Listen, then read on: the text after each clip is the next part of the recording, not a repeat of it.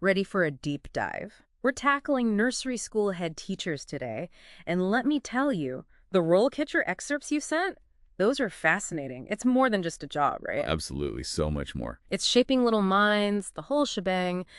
But first things first, RoleCatcher really gets into it. I mean, we're talking overseeing everything, staff, the curriculum, making sure it's all, what's the word, compliant. That's a big one.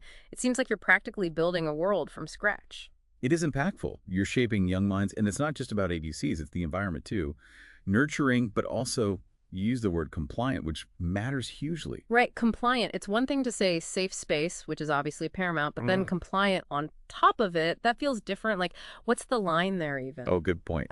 Safe is the baseline, of course. Yeah. But compliant, that's where the regulations come in, right? Child proofing, emergency plans, the works.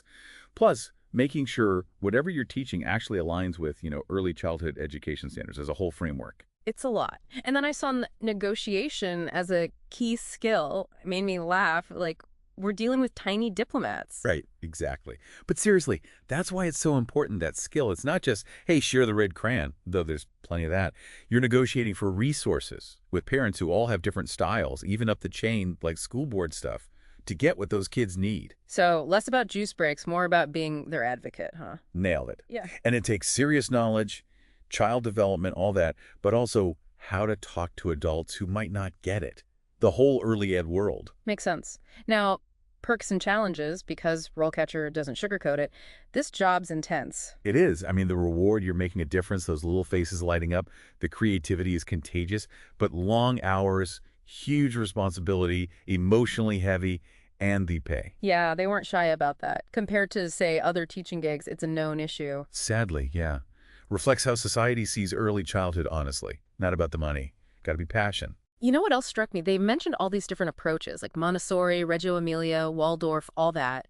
It seems like a head teacher needs to be a walking encyclopedia of early ed philosophies. 100%. Each one views learning so differently. Like Montessori, hands-on, kids leading the way. Reggio Emilia, it's about the environment itself, being a teacher. Wild, right? That's fascinating. So it's not just theory, it's like which one clicks with these specific kids. Exactly. Head teacher has to be adaptable. You're weaving these philosophies together, got to create that spark. Multifaceted is the word that keeps coming to mind. And speaking of the career path, RoleCatcher lays it out clearly, 3 stages, starting as an assistant, then nursery school teacher, then senior, right? Yep, a real progression.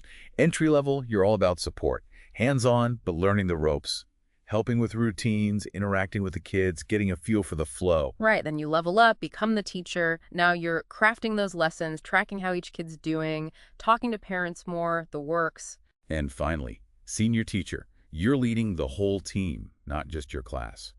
Mentoring new teachers, making sure the curriculum makes sense school-wide, even advocating for your staff up the ladder. So impact grows with each step. It's not just a title change. Exactly. And no matter what stage, RoleCatcher really hammered this home, you gotta never stop learning. Workshops, conferences, they even listed specific organizations dedicated to early ed. Makes sense, right? Kids are always changing, the field has to keep up, and so do the teachers. 100%. And speaking of taking action, they had good advice even for someone just dipping their toes in. Volunteering, shadowing a head teacher, so smart. Those are such obvious ones, but people forget, like actually seeing the job, not just reading about it. Totally. Getting your hands dirty, seeing if the day-to-day actually clicks with your personality.